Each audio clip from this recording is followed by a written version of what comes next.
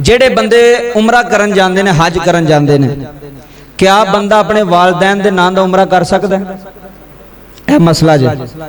क्या बंदा अपने अब्बे दे नाम दा, अपनी मां दे नाम दा, अपने चाचे दे नाम दा, अपने भरा दे नाम दा? यह मसला बड़ा जरूरी। मैं तुहानू जुम्मे तो पहला कहा सी, ए जिहड़ी तकरीर है ना, ए सारे पिछले सालां दी तकरीरां तो सब ना अगे, क्योंकि इहदा फायदा होना है। यह साडे ज़हन विच शरीयत आएगी, इलम आएगा।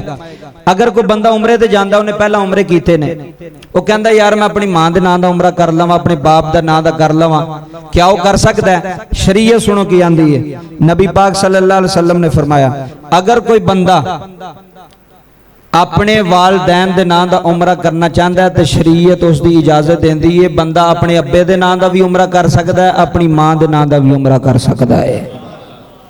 समझ आ गई मसले दी?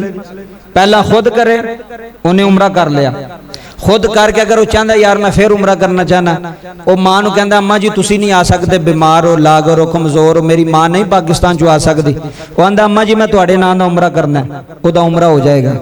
और जदों वो हराम बनेगा ना, वो नीयत करे कि या अल्लाह मैं अपनी मां दे नाम दा उमरा कर लगा, अपने बाप दे नाम दा, जिदा उमरा करना उहदी नीयत, हराम बनने तो पहला उहदी नीयत कर ले, बकाया सारा अमल उस तरह ही होएगा। नीयत कर ले, वो पाकिस्तान विच मां बैठी होवेगी ना, उहदा उमरा अल्लाह उत्थे कबूल फरमा लवेगा। हज दा मसला भी सुन लो, हज करीब है कि कोई बंदा अगर हज करना चाहे, जिवें उमरा कर सकता ना बंदा, इंज ही अपने मां प्यो दे, अपने वालदैन दे नाम दा बंदा हज भी कर सकता। बोलो हज भी। तुसी ना डरो, मसला मैं पे बयान करना, जवाब मैं देना है। जिहड़ा गल करे ना जवाब वो देगा, जवाब मैं देना है। तुसी मेरे नाल बोलते जाओ। बंदा अपने वालदैन दे नाम दा हज, बोलो हज, शर्त की है जी? अगर मेरे ते हज फर्ज है ना, पहला मैं खुद करांगा। अगर मेरे ते एक हज फर्ज है, मैं हज कर लिया। जिंदगी विच साहब हसीयत बंदे वास्ते एक हज जिहड़ा ना फर्ज है, वो लाजमी करे साहब हसीयत। एक हज तो बाद ओहदा दिल करे तो करे, ना करे तो कोई गुनाह नहीं।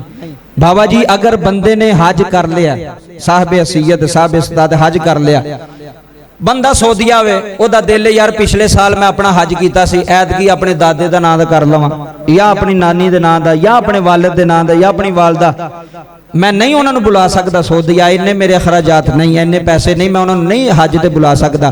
तो मैं तो चलो इत्थे मैं 2-3 लाख ला के हज कर लेना, तो क्या मैं इत्थे रह के अगला हज जिहड़ा अपनी मां दे नाम दा कर लवां? शरीयत आंदी बंदा कर सकता है। कैसी नरमी है जी?